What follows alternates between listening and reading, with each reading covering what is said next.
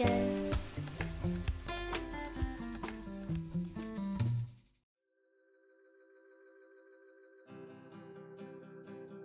家好，我是瑞士雨刷的 Lucas。今天我来介绍一下雨刷，它在购买之前有哪些事项是必须注意的。我们先介绍一下，我们的卖场有分两种，一种是像这样整支的雨刷，买回去直接安装就可以使用。第二种卖场是只有卖单独的替换胶条，是买回去让你 DIY 装在原本的雨刷上面。所以购买之前一定要先确认一下卖场的图片跟说明，你是要买整支的雨刷呢，还是只要买替换胶条回去安装？如果你是要买整支的雨刷，第一个要确认的就是你要先确认你铁杆上面接头的形状，因为每一台车都会不一样，那不一样的接头对应的雨刷就会不一样，这一种就是对应这种燕尾型的。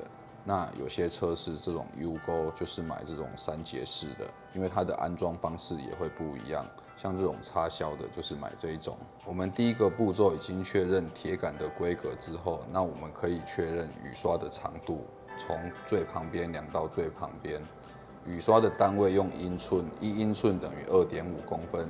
像这一支是35公分，就是14寸的雨刷。如果大家是要买胶条更换呢？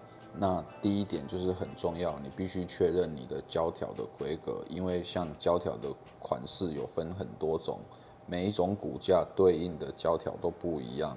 像这一种是铁骨雨刷用的，它的宽度就是6毫米宽，然后它有头跟尾巴是一体成型的。那像这一种有一些是这种宽度是1公分宽，它是有些车是用这种胶条。那有些软骨的，它就是用这种宽度6毫米的雨刷胶条，有些呢则是用这种卡扣款的，像3节式的雨刷就是用这种宽度8.5毫米的胶条。每一个品牌它自己对应的胶条的形状都会不一样，虽然是同一台车装的，但有可能这个品牌是用这一种胶条，这种品牌是用这一种胶条。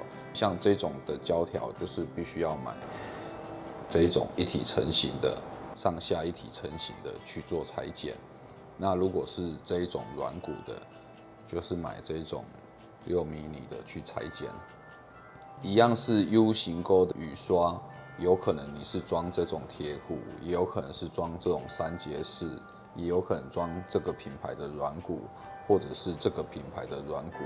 那每一种品牌它对应的胶条形状就会不一样。像这一种3节式的，它就是装这种8.5的，这种铁骨可能是装这种6毫米铁骨用的。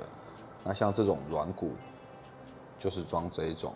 所以在你购买之前，一定要先确认你的胶条是哪一种，那胶条可不可以换？如果大家对影片还有不清楚的地方，可以在购买之前先跟我们询问，确认完你的款式之后再进行购买。